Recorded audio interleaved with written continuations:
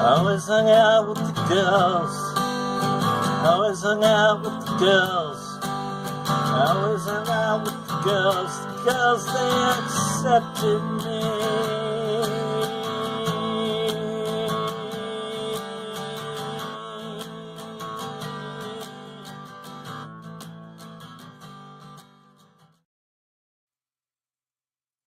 Hi, and welcome to the Fluid Voice.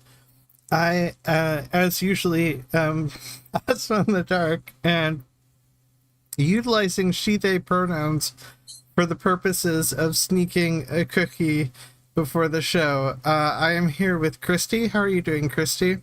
Hello, I'm Christiane. Use she, her pronouns for the purposes of nothing. I got a rock.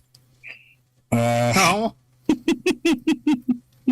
And currently, and hopefully continuing on well into the future, you're welcoming Joey as our Indigenous Heretic as co-host.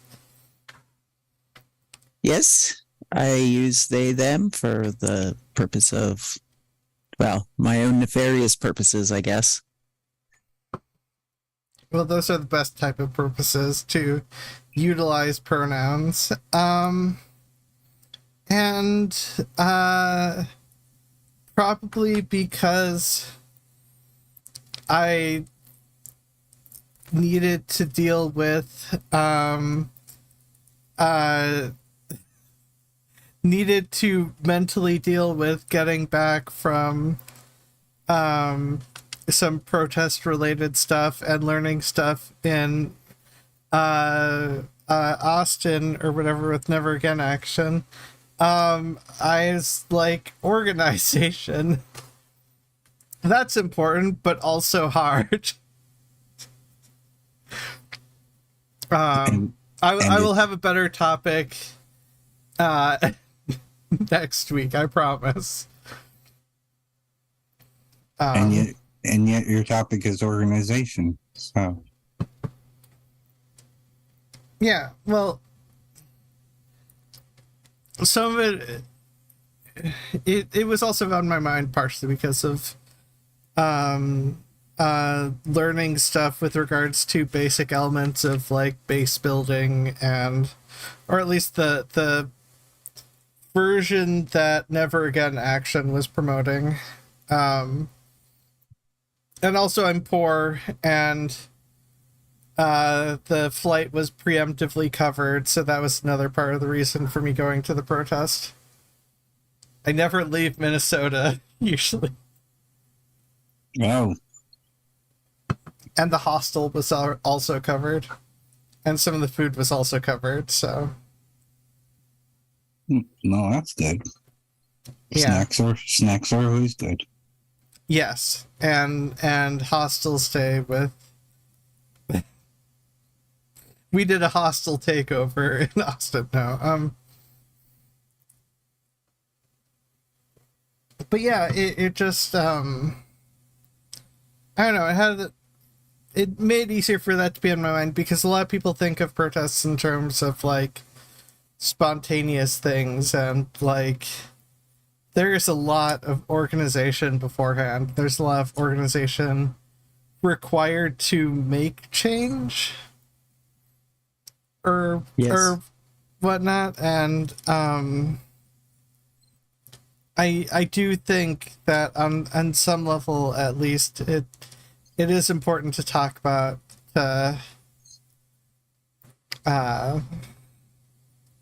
to try to I suppose promote that, or encourage people, if they have the power or energy or can find a good activist group, to be able to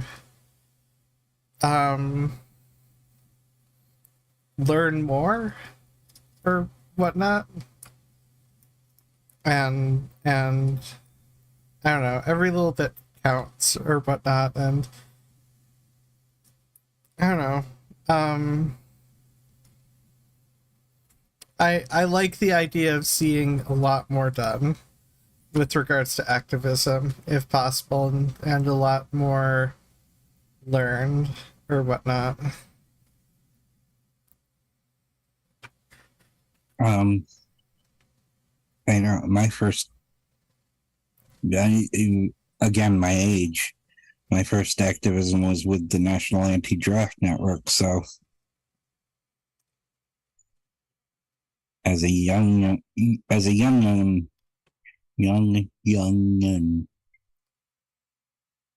I grew up with protesting parents. They were protesting how Native Americans were treated. And so I got basically taken to all the different marches and walks and stuff like that when I was a little tiny kid. So I kind of grew up that way. So by the time I was a teenager, I was already doing my own thing, trying to stop wetlands that they were trying to put in a traffic way in Lawrence, Kansas.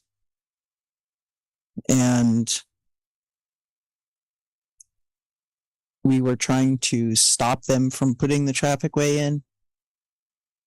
So, like, we were already in a if you're indigenous, you're usually in two different camps. You're either fighting something that somebody's trying to do to you, or fighting for something that somebody's trying to deny you. And there really is no in between. I mean, that makes sense. I'm in the more privileged position of just being aware that my parents were in protest, but I feel like I never got taught about, you know, how it happens, how stuff is built up, and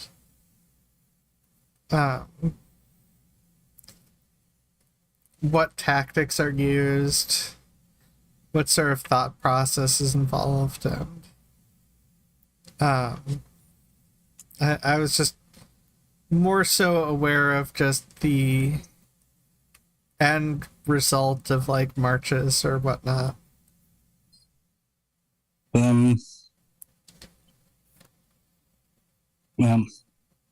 as I'm sure I have mentioned ad nauseum, my actual Nazi stepfather was a massive contradiction, so he didn't mind that I was very liberal in my, or very, what we call left now, because we would have called it liberal, but yeah, that I was very left in my protesting, because it was more, believe in something, even though he believed in really bad things. Although my mother was the same way, and she's very leftist, so she's not quite as left as I got to be. But yeah, that's me. I'd say my politics are a little bit farther left than both my parents were. I might be a little more militant about it too. I don't know if my politics are actually further left than my parents, but I definitely am more motivated to act on those politics. Definitely now, especially with the spread of neo-Nazi stuff and other stuff, other horrendous things that have happened recently, or I have been more and more aware of recently. But I guess I'm curious in terms of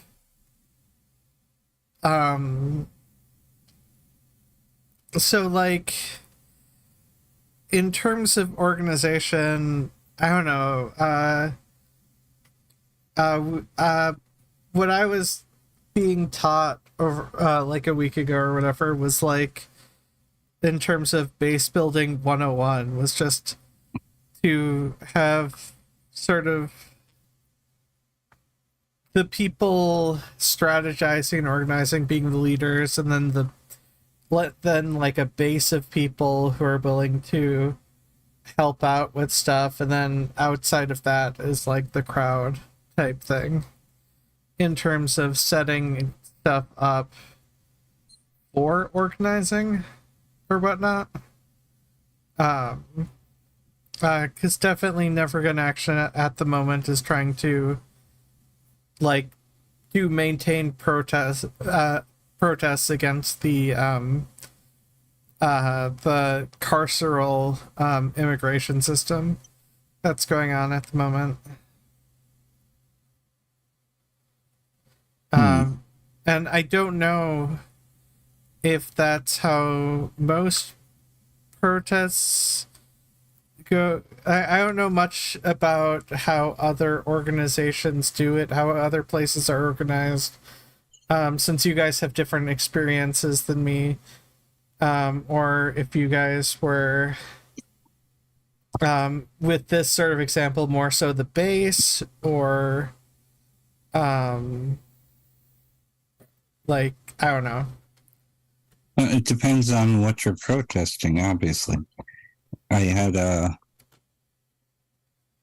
last couple of things I went in. There was a protest. There was a trans protest, which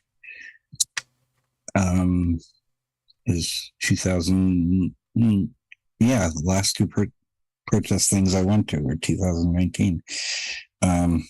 Because you know why.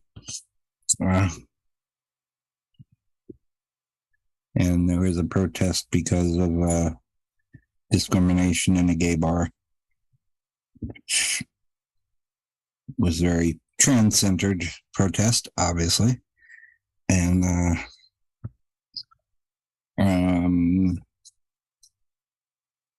there was a BLM socialist protest, but it was all white people in the room, which I didn't like.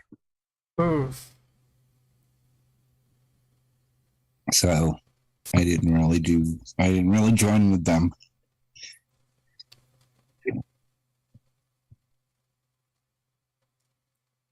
Well, yeah, and that is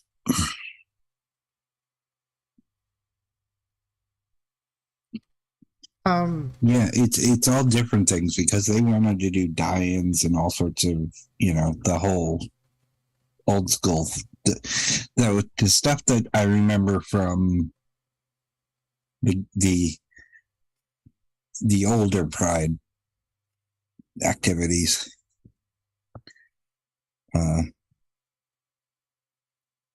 which were protests up until eventually. I don't remember. I went back in the closet for a while, so stuff changed. I was gonna ask about what about you, Indigenous Heretic, but also a question got brought up. Do you have anything from Standing Rock you'd like to share / you remember? Was the question asked by Context Wrench? Oh. Yeah. I was one of the people who helped get the word out. There was at Standing Rock, because of the nature of modern technology and what it takes to make something go viral, and therefore get like coverage, because that was one of the things that was really difficult at Standing Rock, was actually getting any attention at first. And it wasn't until what you would call keyboard warriors got online and started making things go viral, sharing things, joining groups that we were making sure that things got, shared in a bigger group, so that everybody would take that one thing that would get shared and then share it another 100 times or 200 times, and it's not easy to make something go viral. But we had to, in order to get any kind of news coverage. So there was even a special symbol that they made for keyboard warriors, because No, I clicked the wrong thing. Ignore my screen. No. But there was a special symbol that they even made for keyboard warriors, for Standing Rock, so you could get a tattoo, because people who were getting tattoos, depending on what they were doing at Standing Rock, like actually going to the place. But there were so many of us that couldn't go for one reason or another. Like for me, physically, I just couldn't do it. I can't go camping like that anymore. I just can't. And so I could make it up to Standing Rock. So for a lot of us, we weren't able to make it up there, but we were still participating in what was going on. And so when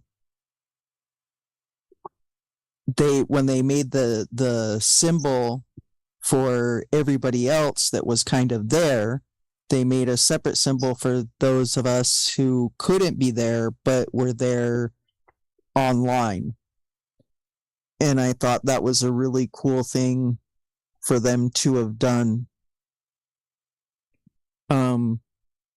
But in today's modern times, Standing Rock is actually a really good one to bring up, because it helped to show us that as Indigenous people, when we are helping each other out, so that it's not just Lakota fighting something, it's the support of all these different allies and all these different tribes that are coming in too, that it's important to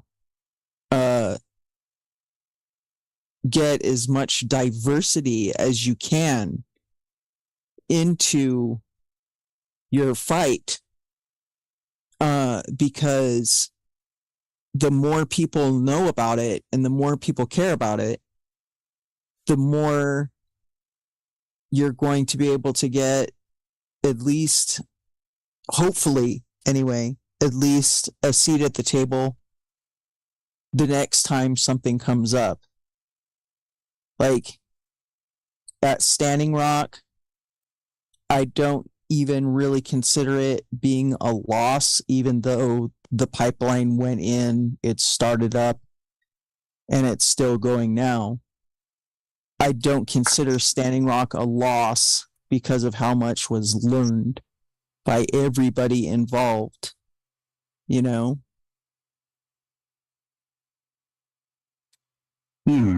Yeah. Yeah, it's because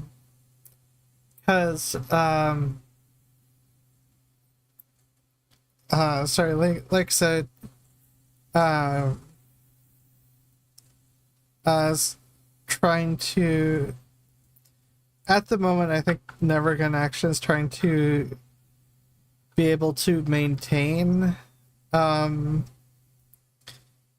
protests, plan for more protests, bring in more people to persistently try to continue on, because there's some initial success, I think possibly by chance, for things to end up not super viral, but like visible to some degree, and then that was temporary. And a lot of the focus now, I think, is on trying to maintain things, which I suppose is another aspect of protest. But yeah, also working together with people is definitely good. I 100% agree that that's important. Trying to make your place as inclusive as possible. If it's something like you said, Christy, of just like a bunch of white people, Yeah. with regards to Black Lives Matter, it's Yeah, that's like a red flag. Yeah. yeah.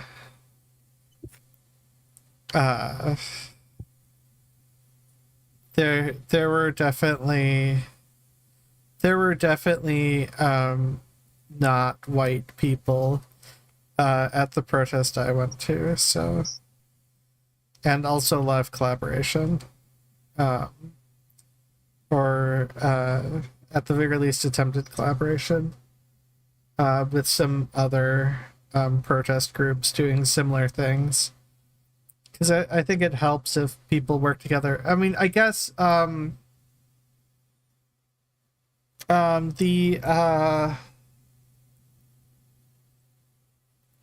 disability rights movement in the 80s, getting the ADA passed, like, there was help from the Black Panther Party and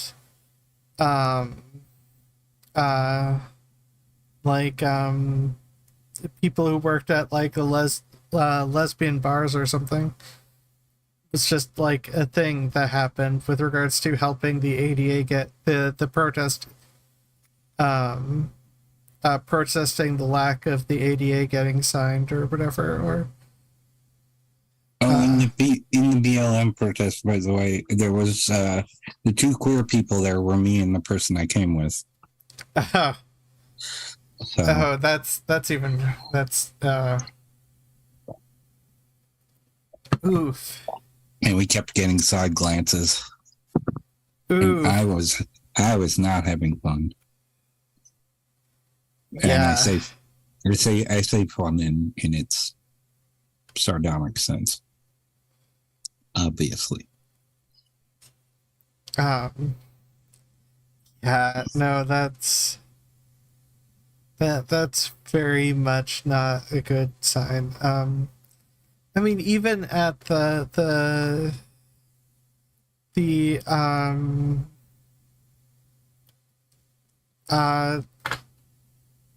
even at there was some feedback or whatever, and I also gave feedback, but like you can't get rid of white supremacist conditioning that easily. And white people talking over or playing white savior is definitely a thing that white people can fall into. Mm-hmm. Not a fan.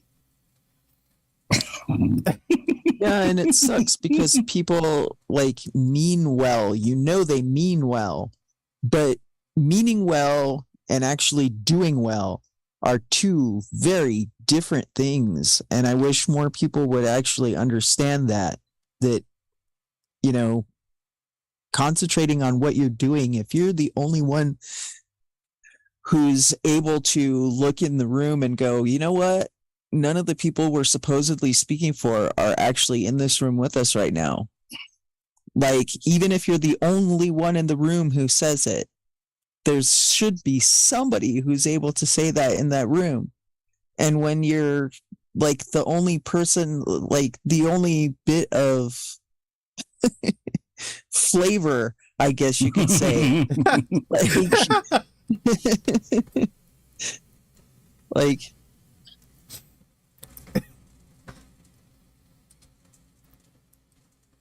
Yeah.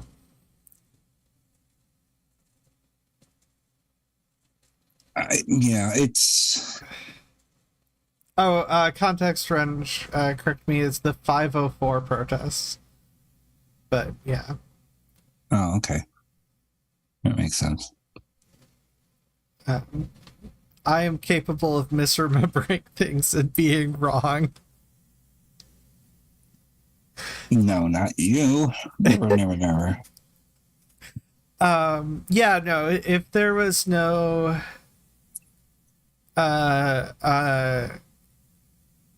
if there were no immigrants, or if people weren't talking, if no one in Never Gun Action was working with other immigrants' rights groups or similar groups, it would just be weird and awful. And Yep. I would have come back home and just been like, nope. Yeah, I get that way sometimes. I think when I was younger, I would have accepted it, but I'm not younger, and I know better now. I mean, I was still potentially taking some of what I learned, but just not wanted to maintain working with them. Yeah. Which, I mean, technically that could always change in the future. I mean, like, you never know where people are going, or if they're going to deal with everything well. But yeah, I guess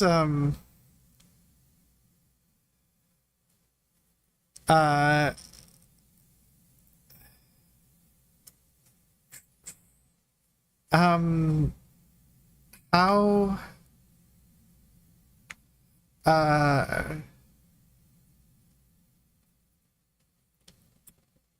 like outside of people power, or I guess I'm curious about your thoughts or whatever, since, like I said, I just got back from talking with them, because they brought up things in terms of they broke power down into like 4 different types.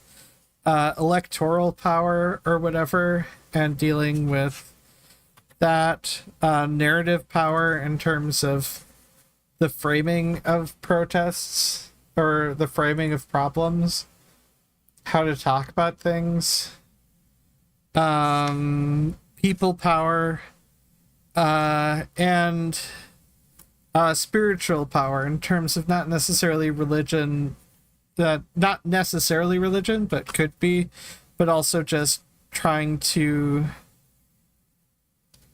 like, the emotional side of things as well. And there's still a lot of religious people, and a lot of protests technically, how should I put it? A lot of conservative stuff is technically blasphemous in most religions. Yes. And if you ignore that avenue, conservatives can better use it. Potentially. Was the thought process there as well, I think. But also, Never Gun Action is a Jewish group, so there are various religious persuasions or whatever, but not opposed to atheists. And there are still a lot of religious people, and they brought up the fact that can't be ignored as well. And this is to some degree my framing. I don't know. I guess I was wondering about your guys' thoughts about that framework, or about other stuff with regards to organization. I'm spitballing here. Well, like the thing is, every type of protest is different, and it's going to be different, and your goals are different, your tactics are different. I mean, with the trans protest, the trans people in Buffalo just had to come out and enforce and say, no, you can't do this. And get, yell a lot. And as usual, because we're trans people, we had the protest by the General Pulaski statue, because of course we did, because cool. Yeah, but I mean, outside of protests, like in terms of grouping up or whatever, because not everything happens intuitively or whatnot. Well,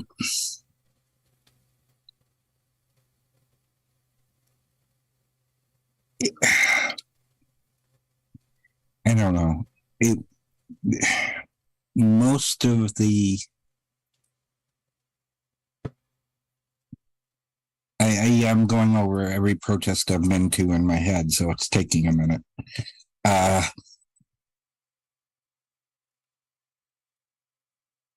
I'm not an organizer. I mean, I'm really not. So it's not something I've had to deal with that much. I mean, fair. Yeah. And if you're an organizer, there is a lot of overlap that you can like draw from other people's experiences who have, like you can do your research and go back in history and find out what worked for different protests and build off of them. But there's so much that's different about all of them. Like there's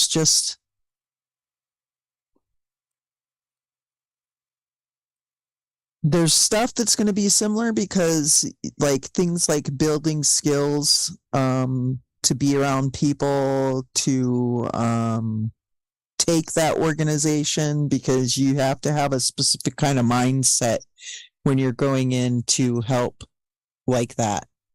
You have to be able to take commands easy.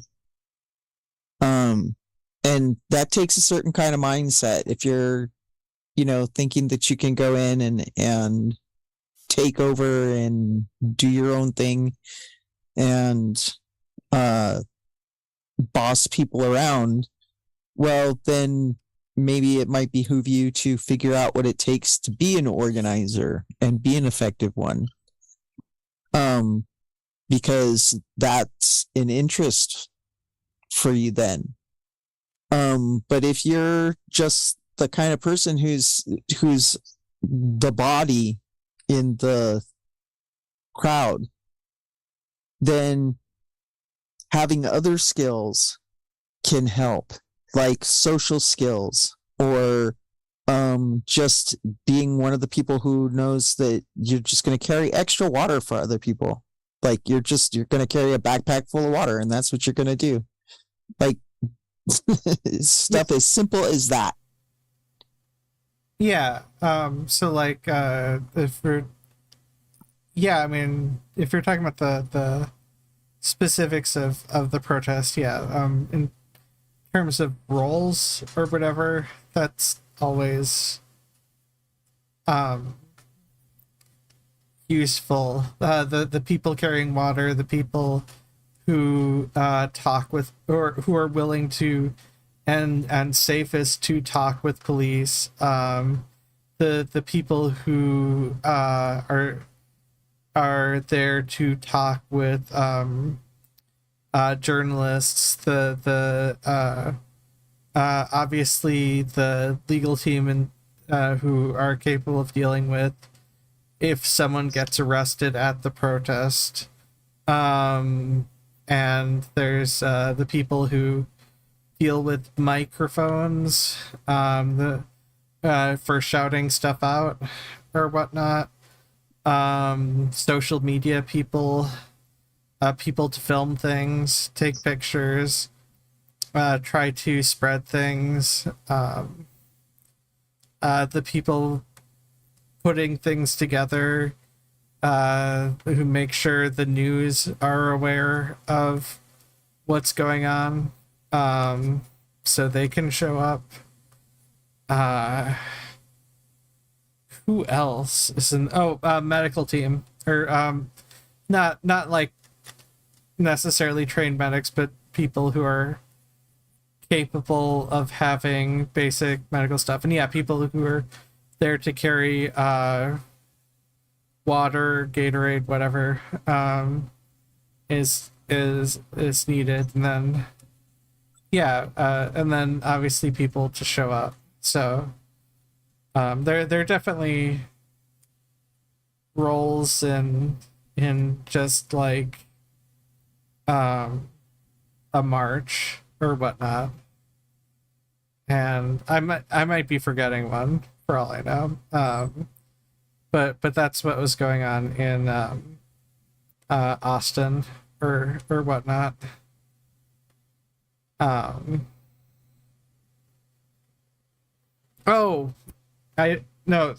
last one.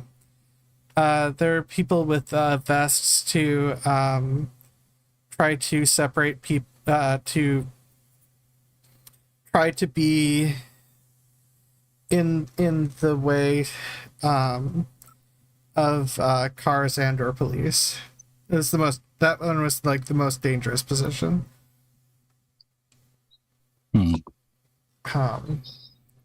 Yeah, one I'd imagine. But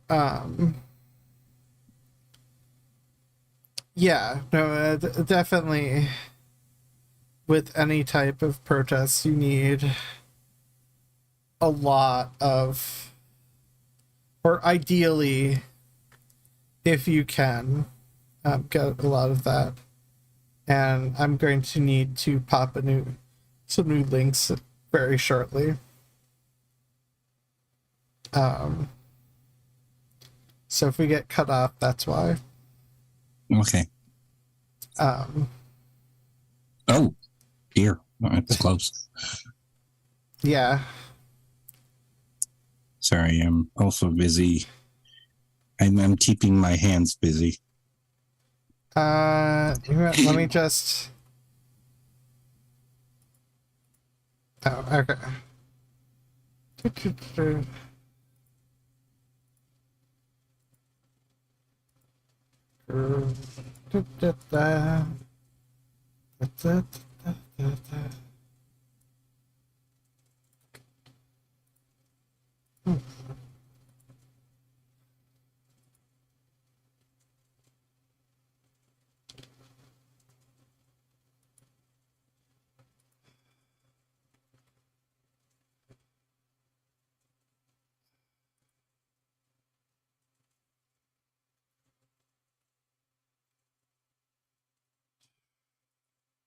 Okay.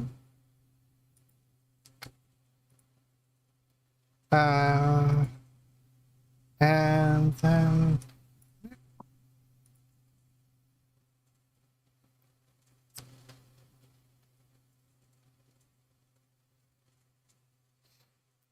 yeah, I still don't know why it disappears. You know what I blame? I blame Zoom. I think Zoom is just racist. Yes, well, Probably. But yeah, no, there are definitely there are definitely roles with regards to protests, and every individual protest is different. And the general thing I learned is, I guess, to try to build up visibility, and then if things don't change, escalate. But start small. or whatnot. You definitely don't start with a die-in. That's weird. Um, but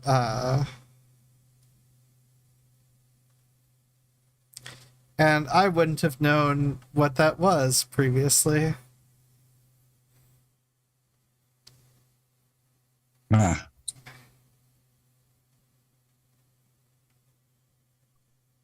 Sorry, my computer went crashity boom. I got distracted for a second because Beast Nation brought up the Trump word Obama. No, no.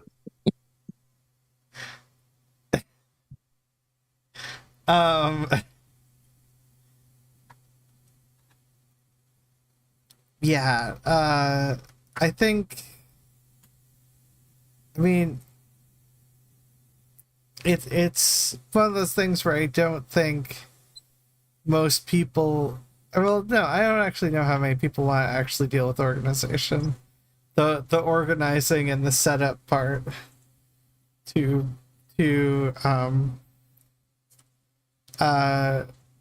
with regards to protest organizations or protests. Because different protests are run with different levels of organization, but there's no ruler or whatever, or there shouldn't be with any sort of organization. True.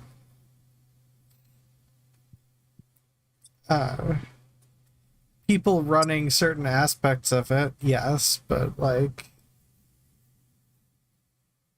in the sense that people help out with what they can, you know. Well, yeah. It's, I mean, we're all socialists, or at least I am. Yeah, I'm pretty sure we're all socialists.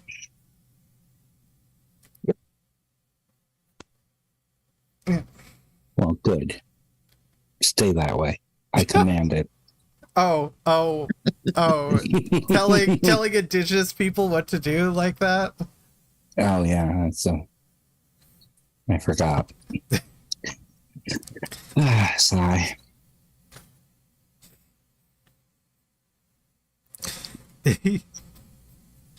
I don't tell anybody what to do. I can barely tell me what to do. I mean, Yeah, I don't usually listen to me. yeah, I mean, fair. I mean, like I'm white, so I am capable of telling people what to do. It's that's how white I am. I just I try to do my best to listen, and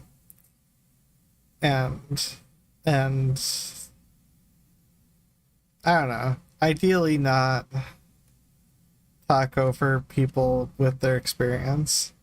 I'm trying to do my best. I'm fine with being called out as well, because I assume I screw up. I'm capable of screwing up with anything. let's put it this way. At least I think I'm fine with being called out, unless I need to get called out for not taking in being called out. I was. Wait, why can't I hear you?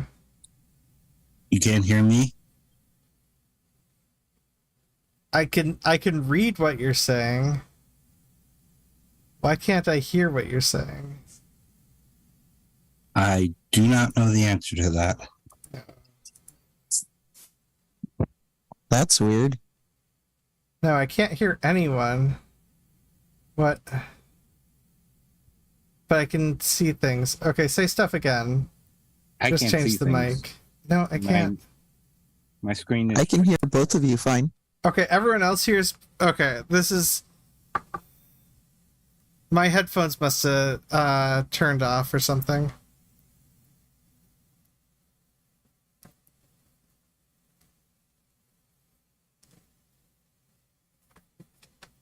Either that or they're not connected to the... Aha! Okay. So this is just me. Okay, this is just my problem. Okay. And I see in chat as well. Everyone else could hear people, and it was just my headphones deciding to probably disconnect from Bluetooth or something weird like that. So I shut them off and on again.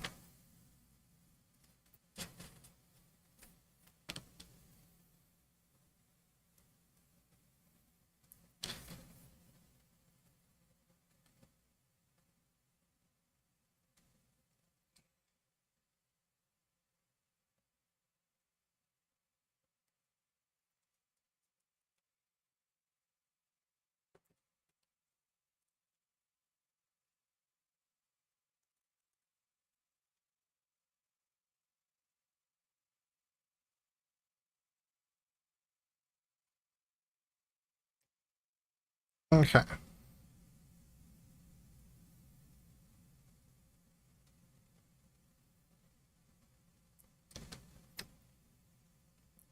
No, I can kind of understand that, because then you got it out of the way.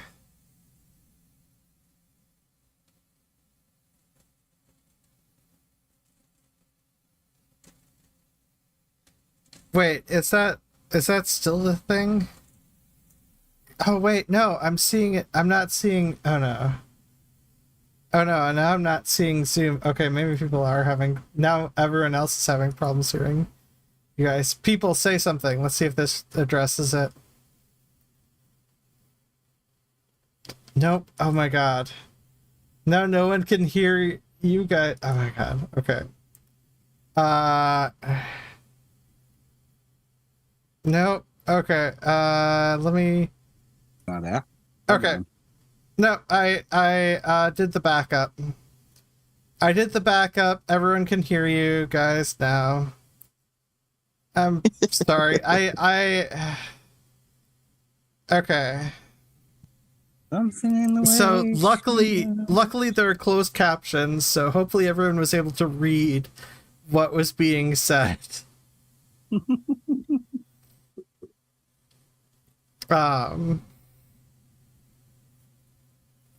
Yeah, technical difficulties.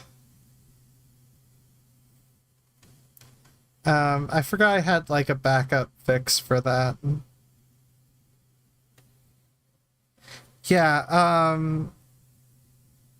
yeah, feel free to call me out if any sort of the white supremacist conditioning takes over and I start like talking over people too much. Hey, I'm allowed to move amongst the white people, so.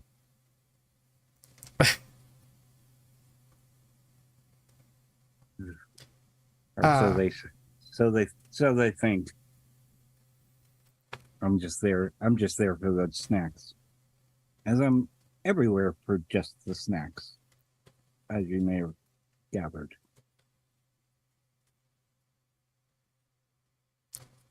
That's a good reason. Places. Yeah. Yeah, snacks are good.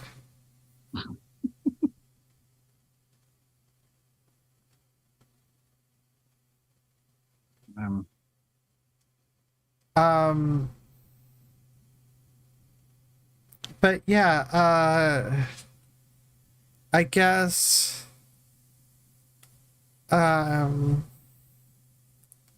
in terms of I mean, I guess if you're going to try to organize a consistent system or a consistent thing for protests. I guess goals are important. I don't know. My brain's starting to get all over the place. I think the caffeine is wearing off. Oh dear. I know. It's a crime. Yeah,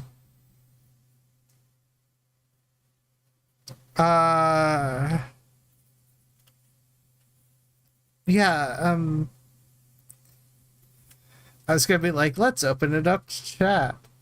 And then I'm just like, something about Justin Trudeau being criminally cute. I'm like, no, just... Well, that is a true statement. I do not argue with that. Kama Sutra brings up something about you being a little bit low, Christy. Oh, it's because I'm not looking towards the microphone. Oh, Sorry. okay. Oh, hold on. Let me switch to there we go. That better? Wow. Oh, Lots better. Yeah. I switched it to a broad mic instead of directional. Ooh. No such thing as too much caffeine. Well, I always make a pot of coffee and put it in a pitcher before I do this show, so. Yeah, I mean, that is fair. I guess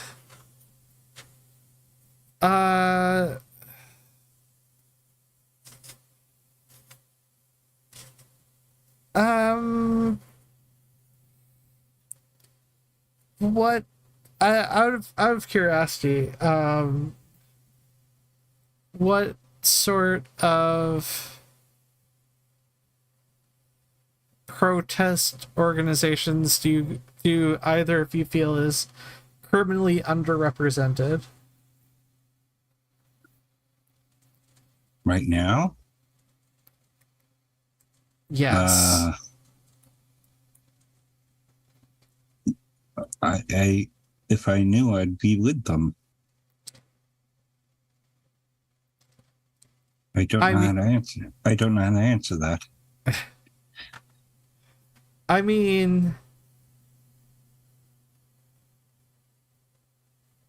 fair,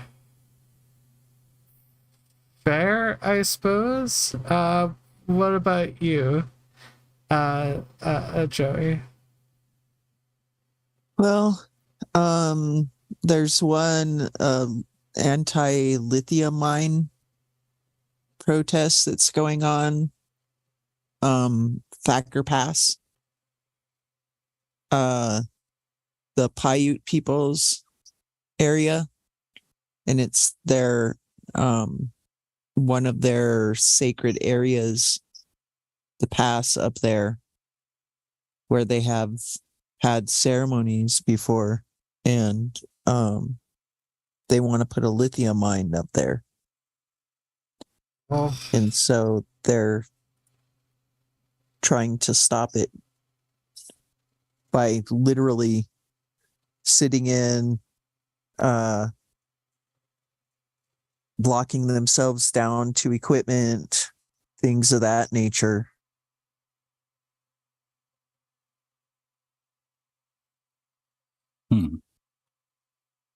Yeah.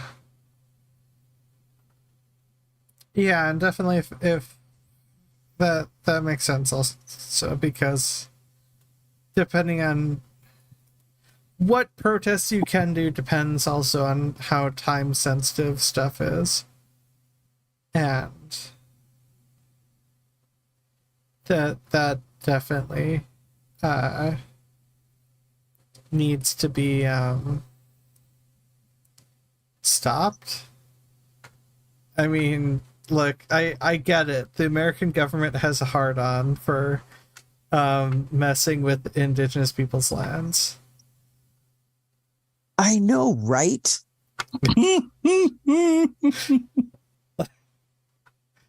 Like, It's like they just can't not. Yeah. Amazing them. Like, you'd think they would be... It's been, like... What? 500, 600 years or something? You'd think they would have, you think they would have, you know, come to a resolution with that. But no, their hard on is perpetual. Right? Mhm. Yeah. Well, I never.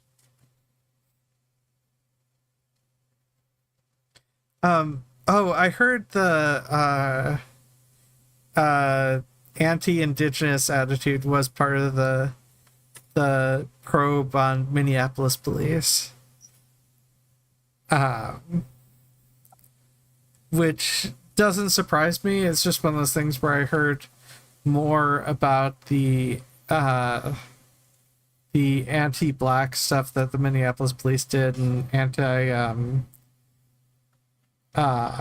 anti certain forms of neurodivergence that the Minneapolis police did, more than the anti-indigenous stuff. But yeah, it doesn't surprise me, but they definitely did do that as well.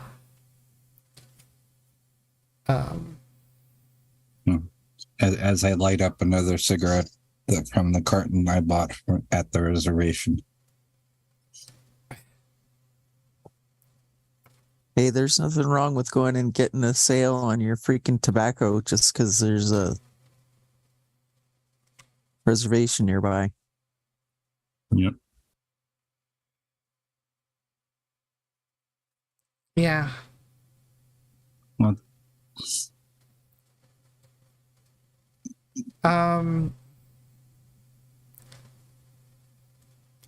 I guess out of curiosity, I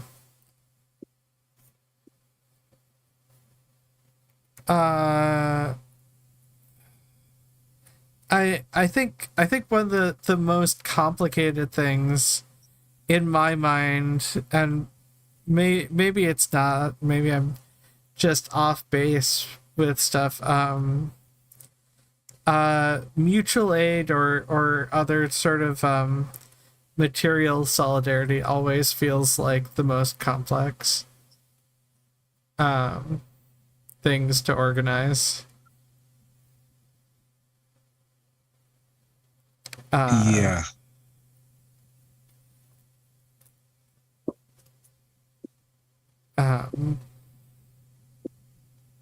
Yes. And there's someone who has both needed it and tried to help others. Yes. I don't have much to say past that. That's fine. Do you have anything out of curiosity? Joey? No, I don't. Actually. I'm sorry that was. It's just the way my brain is not wired. It's like, is it hard? Yes, hard.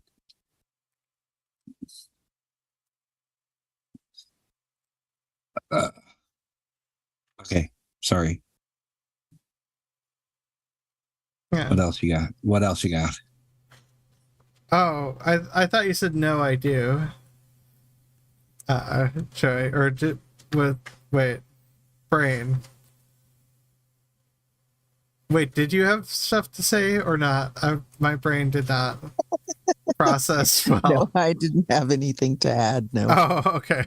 Yes, okay. Just the okay.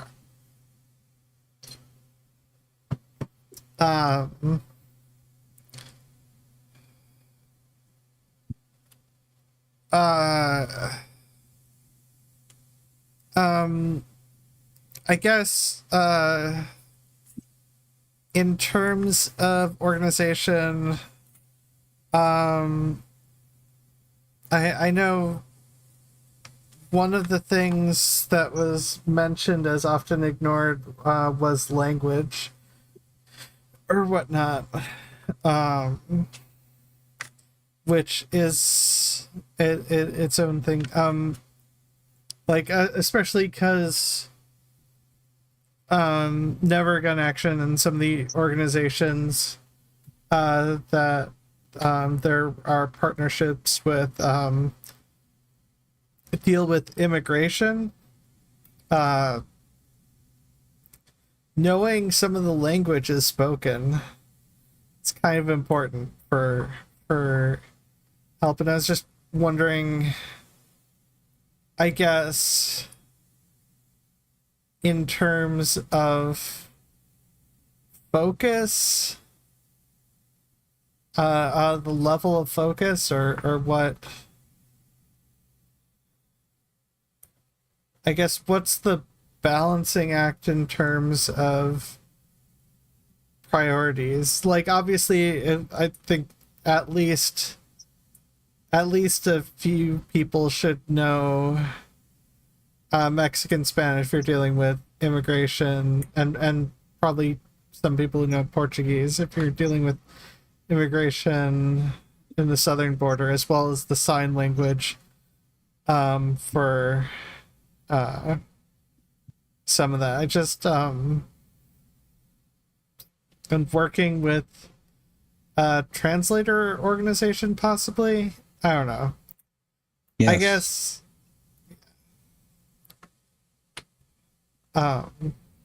I've got a mental block. Spanish was my first language, but it's a mental block, literally. I can still read it just fine.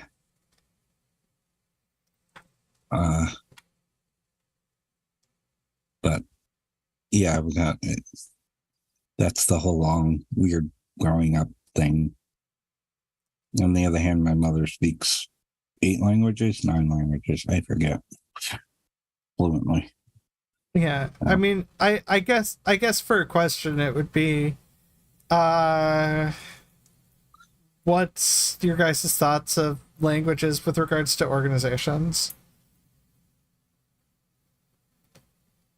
I think we need as many freaking translators as possible.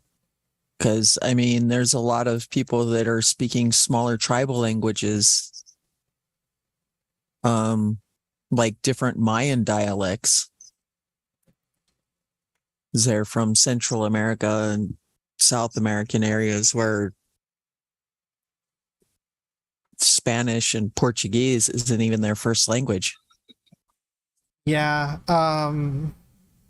Yeah, I definitely heard about that to some degree, and especially the problems with that with regards to immigration, which is language with regards to immigration, and the immigration system we have is abysmally bad.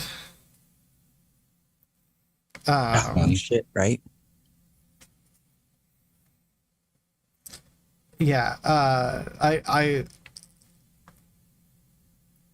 I could rant about that for a while, but I don't want to get too far off track, and I definitely don't want to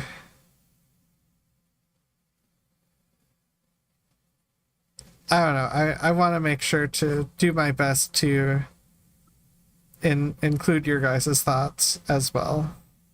Well, you're hitting on things that I don't have thoughts for.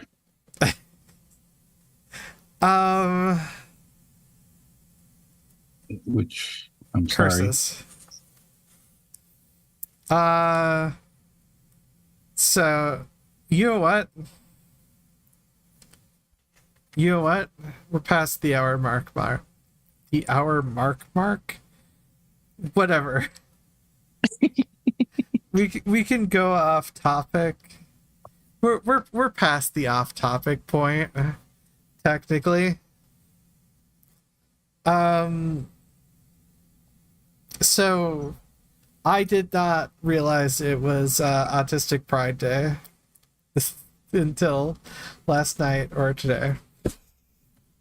Yeah, I didn't remember that it was Autistic Pride Day until way earlier when M said something. I remembered it when someone told me just before the show. So Yeah.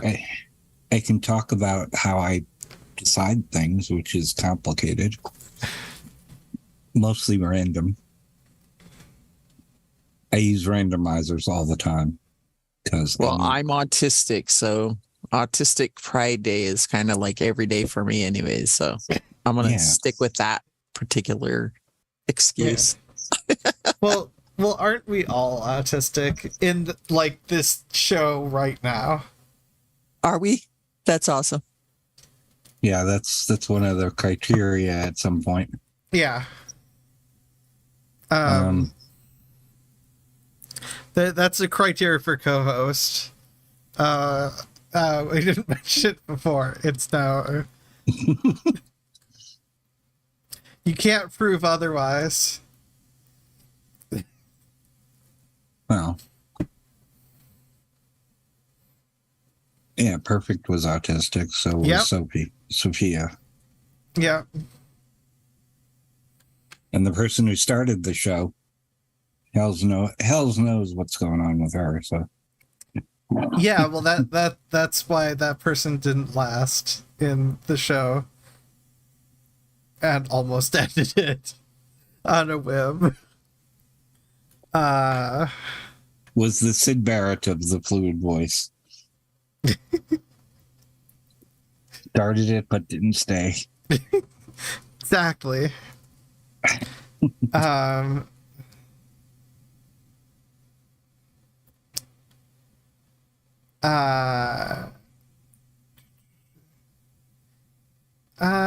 Yeah, it's yeah, I think my brain might be shutting off to some degree. I think that's what's going on with me.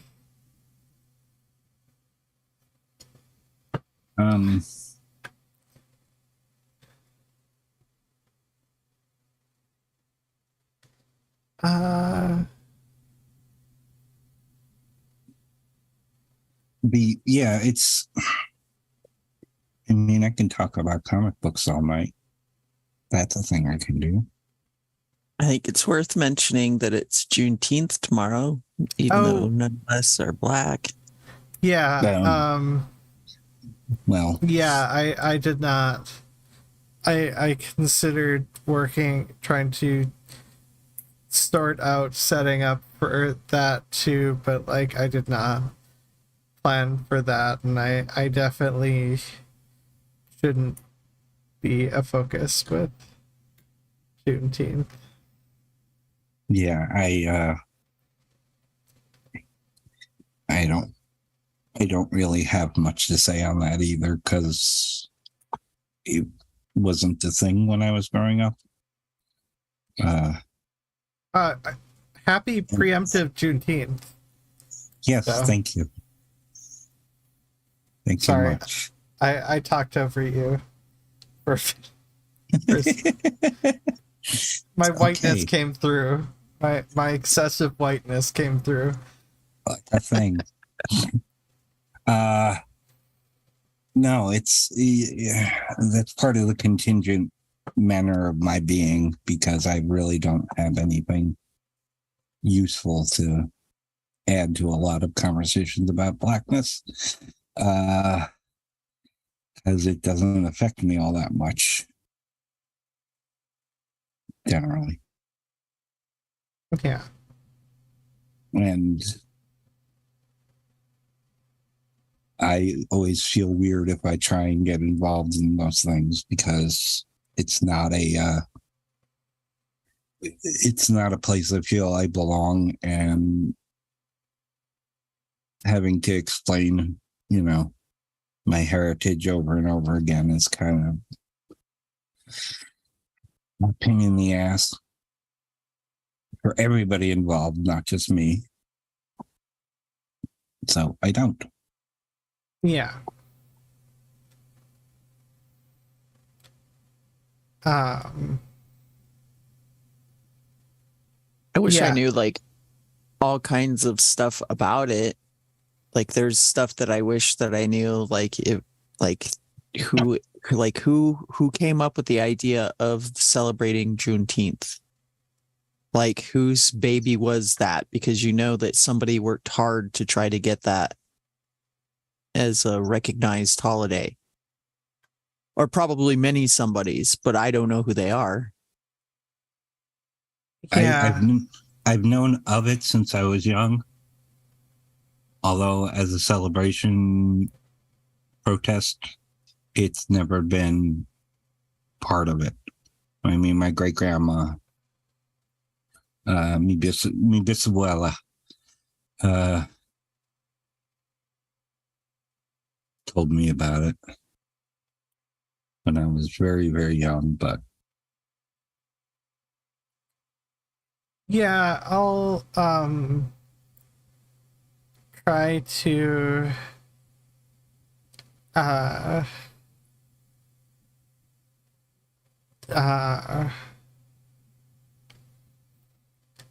if hopefully next year I'll be able to get something set up with a guest who knows about it, and I can quietly sit in the corner and ask questions occasionally.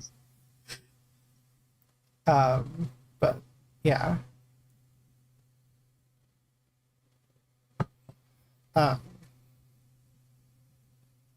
Because that's an aspect of in inclusivity is obviously trying not to too much control the narratives, or trying not to control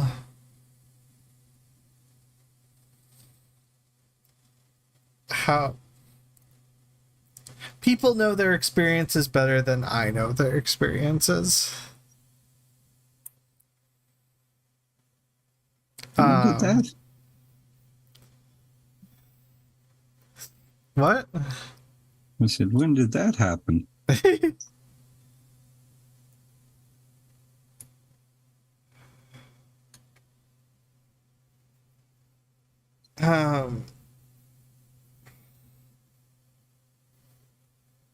Yeah, and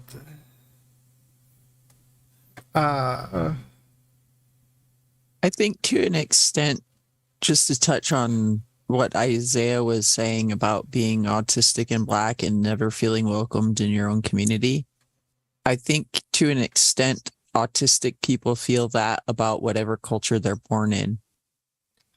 Yes. I think that's just a common feeling that autistic people have. I mean, we're the weird ones, right? yeah. Well, hopefully.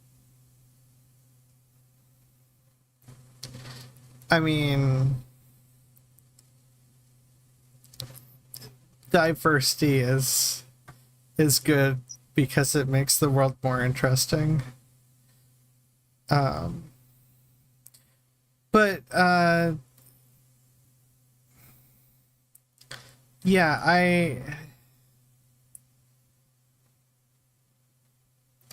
cultures are complicated.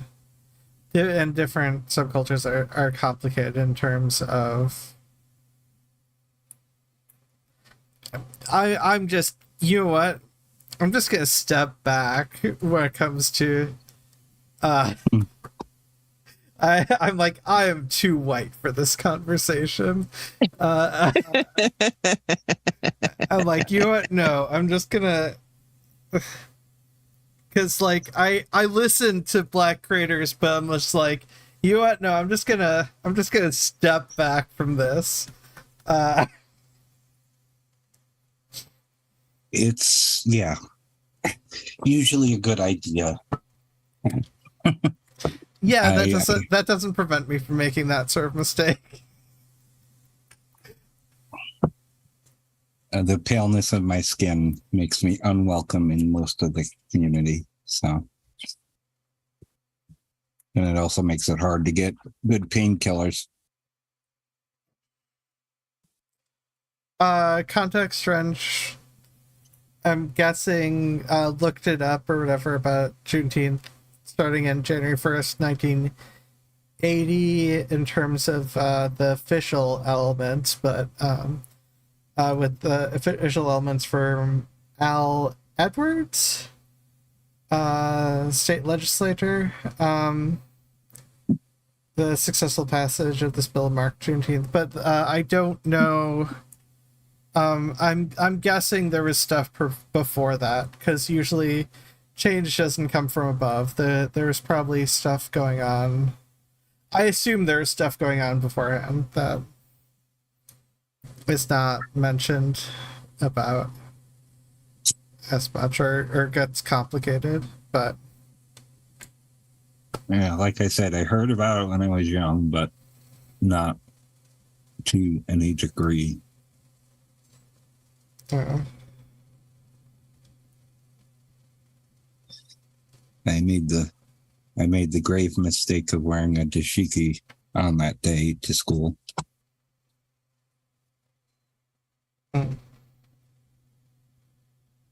Which apparently was not a good move in 1980.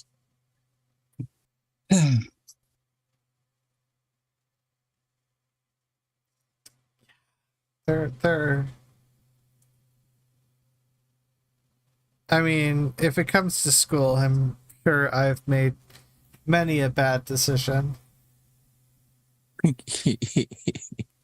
I was a cringe fest in school. Cringe fest. I wore a trench coat all throughout high school. So uncool, but so convinced of my own coolness. Like, that was the thing, though. I was convinced of my own coolness, but I was so uncool. Yeah, I was just weird. I don't know that I was ever convinced of cool, but I went to art school from 7th to 12th, so that helped. We were all desperately uncool. Yeah, I don't think I ever thought I was cool. I just tried to be friends with everyone, which did not work with cliques. And also, I wore a trench coat all the time for some reason. Like, doesn't matter the temperature. Like, surplus trench coat type thing in like 90-degree summer weather. I'm like, I don't care. I don't want to wear. I don't want to not wear a trench coat. My fashion sense was redneck new romantic. Imagine those two things together, and that's what I did. Oops.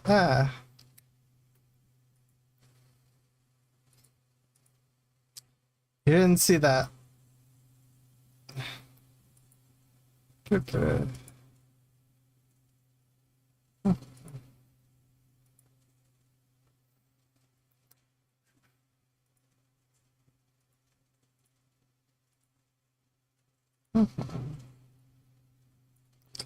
Da, da, da, da, da, da, da.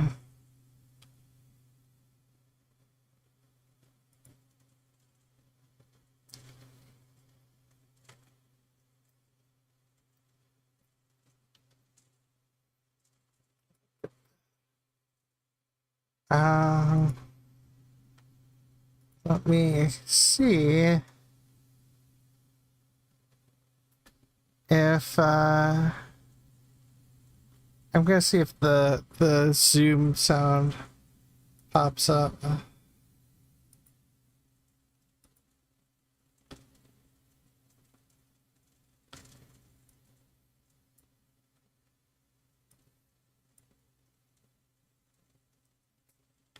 The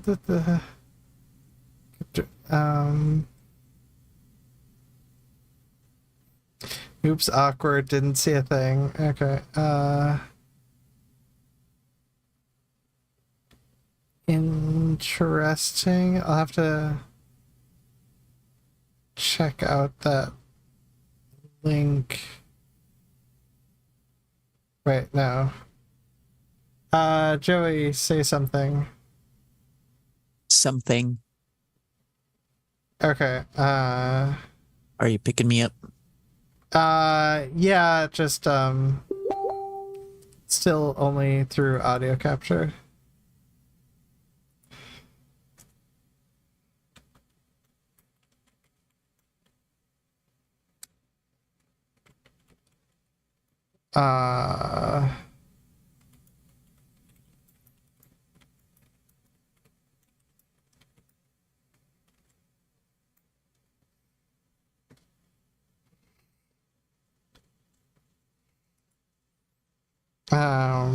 I'm going to one moment.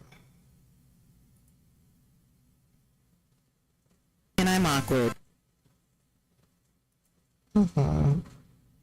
Okay. Let me hit the background for a second. Okay, I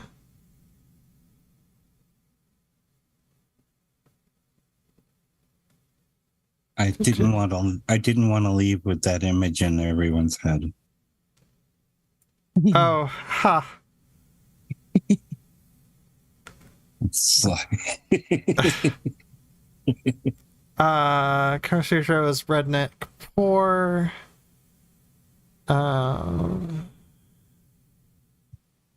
Isaiah, lots of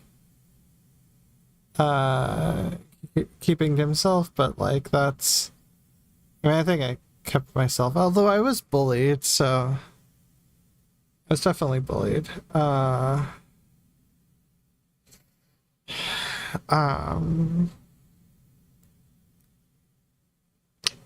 think it was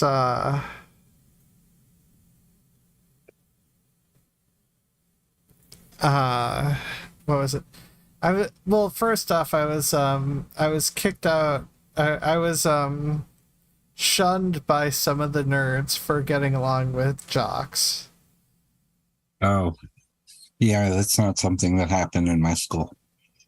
Although I did get along with the special ed people, so. Well, I did as well. Hey, a special ed kid taught me how to play Dust in the Wind on guitar. Don't knock it. So. Yeah.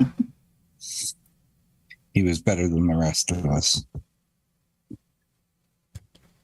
I grew up in the gifted and talented program, so we were targets. I mean, just flat out freaking targets. Talk about like labeling kids. We got labeled the nerd herd from the get-go. And when you're a participant in the gifted and talented education program in Southern California, they put you in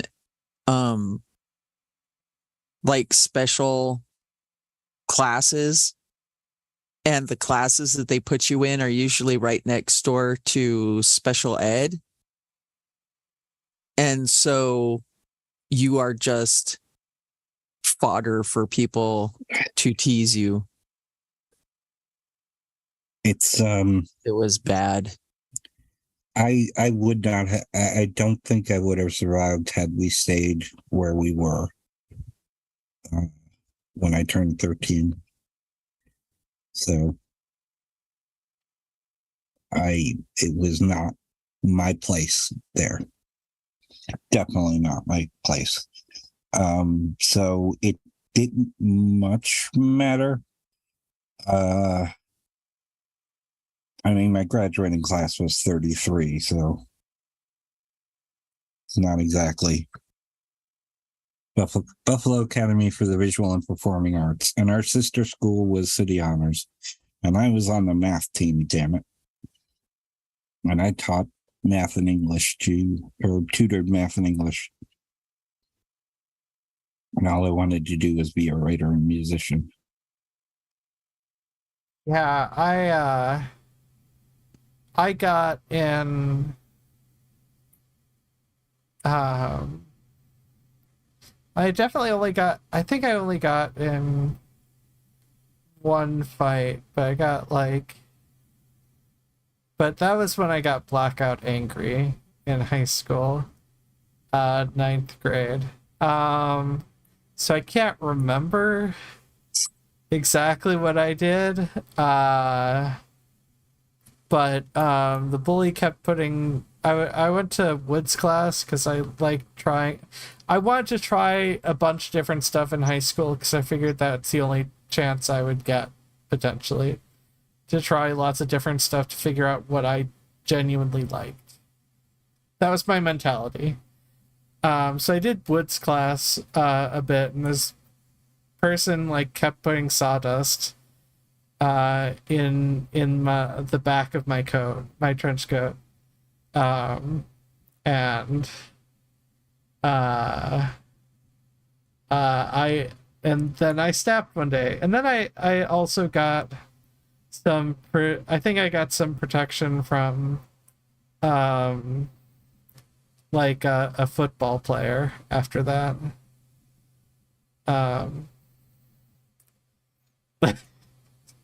Like my high school experience was I simultaneously didn't feel like I got along.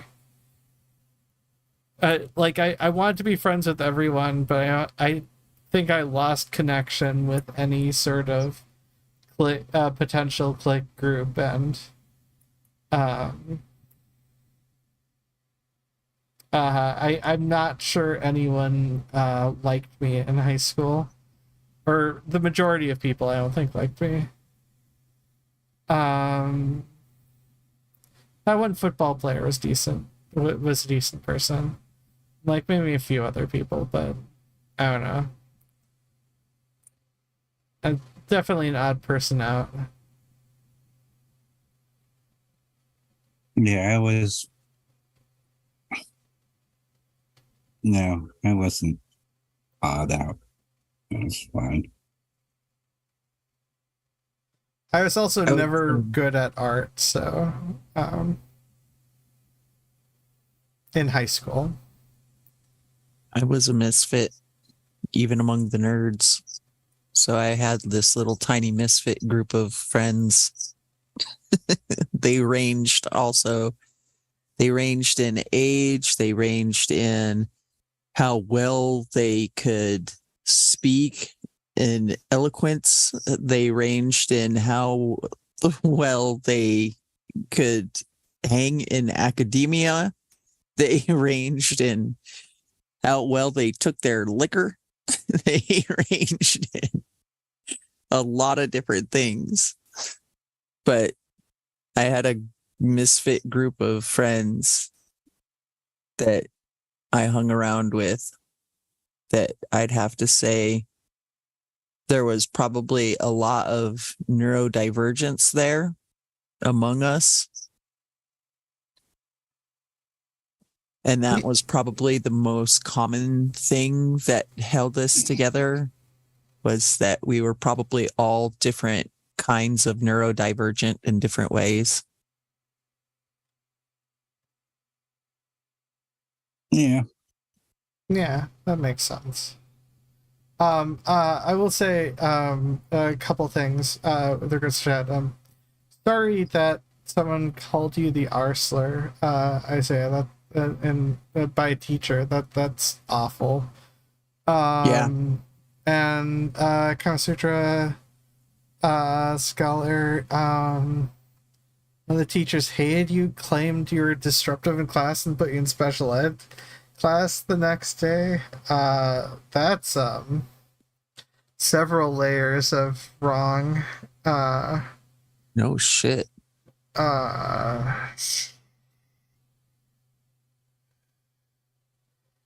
Yeah, definitely a lot of bullying.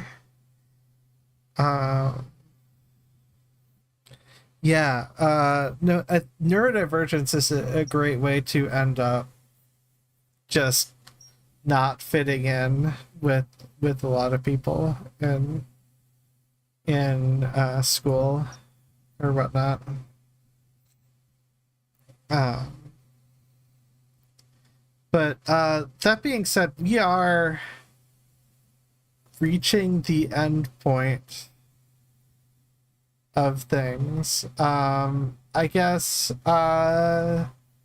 does anyone have any final things to say about organization or I guess if you want to school since we moved to that to some degree?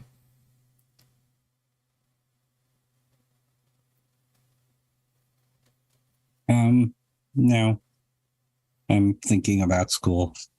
I was surprised there was no 40th anniversary or 40th reunion, but most of my schoolmates are dead anyway. So, Joey? No, I don't have anything to add. Okay. I guess that where can people find you, and is there anything you're working on or that you want to promote? Let's start with you, Joey. You can find me on YouTube at the Indigenous Heretic, and you can find me on Facebook as Joey Tokstra Hushte.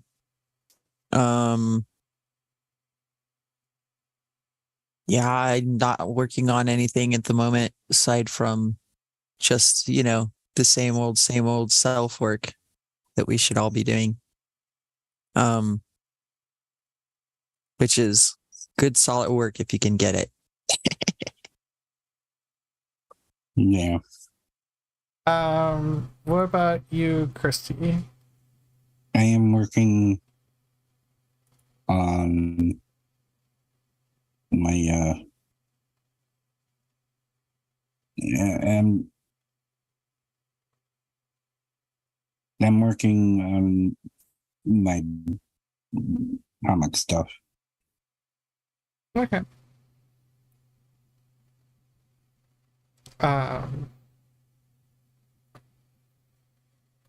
And yeah, anything you want to promote?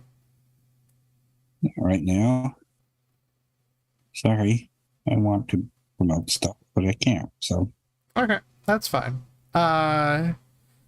You at the moment you're mostly able to find me here for this week. I don't have I'm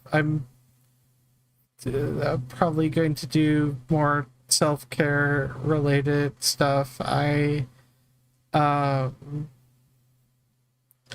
probably needed to sleep in more today and do undo the terrible sleep patterns. Or do more work to undo the terrible sleep issues I've had previously, and ideally that'll make me be able to do this better as well. But also I think I just need to go out of my way to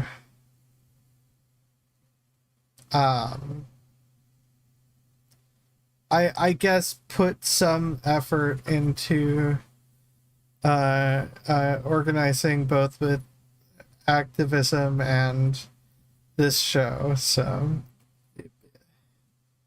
I learned stuff. I might actually apply some of that knowledge. Hopefully I'll be back on Twitch streaming next week or whatever. Oh yeah, that is something that I can promote. I'm going to be on coming up on the Kama Sutra Scholars show on Wednesday. Oh, neat. Yeah, yeah, I just did an interview with the sexual scholar, the Kama Sutra scholar, on disability and sex.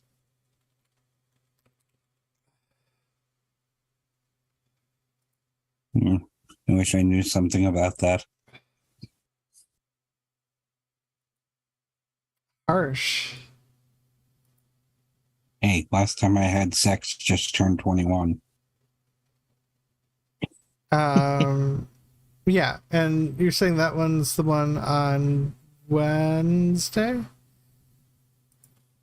Or is that the one that just happened? Brain. We just she recorded us I forget what day it was, but it's going to premiere on Wednesday. Okay. But regardless, check out that channel so you can end up seeing that. And with that said, your voice matters, your life matters, and you matter. I say with a question mark. No, your life, it's voice life, or life voice, and you. Oh, your life matters, your voice matters. Okay. I was gonna say I'll get it right someday. I did have it right for a while, and now I'm back to just getting it wrong all the time. Anyways, bye everyone. Have a nice day. Take care of yourself. Hydrate.